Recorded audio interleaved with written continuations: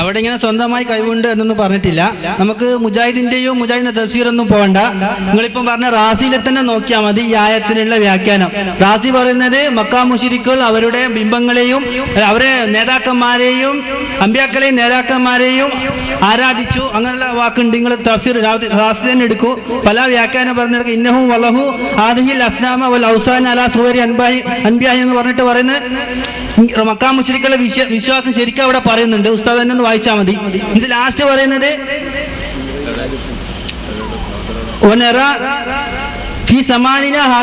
ഈ കാലഘട്ടത്തിൽ നമുക്ക് കാണാം കസീറൻ മിനൽ ഖൽഖി ധാരാളം പടപ്പീങ്ങള് മഹാന്മാരുടെ ഖബറുകളെ ആദരിക്കുന്നത്. എന്ത് വിശ്വാസത്തിന്റെ മേലെ? അവർ ഞങ്ങൾക്ക് ശുപാർശ ചെയ്യും എന്ന് ആദരിക്കുന്നതിന് ഇത് ഈ മുശ്രിക്കുകളുടെ ഇതിനോട് തുല്യമാണ് എന്ന് റാസി തന്നെ പറയുന്നുണ്ട്. റാസിന്റെ ആ ഭാഗം ഉസ്താദിനെ വായിക്കാം.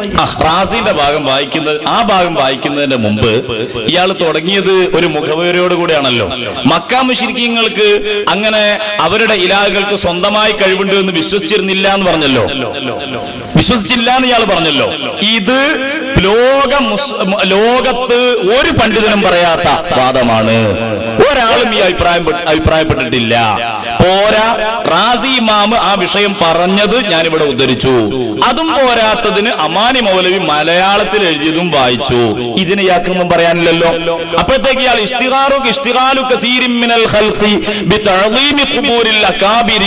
എന്ന ഉദ്ധരണിയിലേക്ക് നീങ്ങുകയാണ് ചെയ്തത്.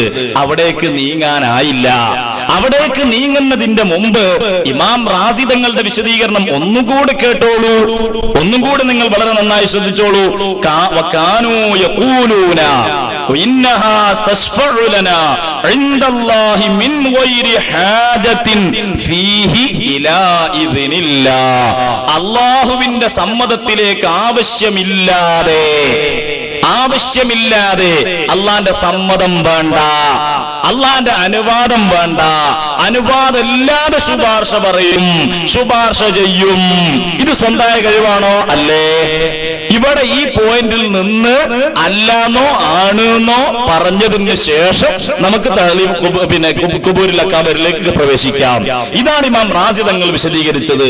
അതിനെതിരായി നിങ്ങൾക്ക് ആയത്തുണ്ടോ? അതിനെതിരായി നിങ്ങൾക്ക് ഹദീസുണ്ടോ? അതിനെതിരായി പണ്ഡിതന്മാരുണ്ടോ? ഇവിടെയാണ് നമ്മുടെ ചർച്ചാ വിഷയം.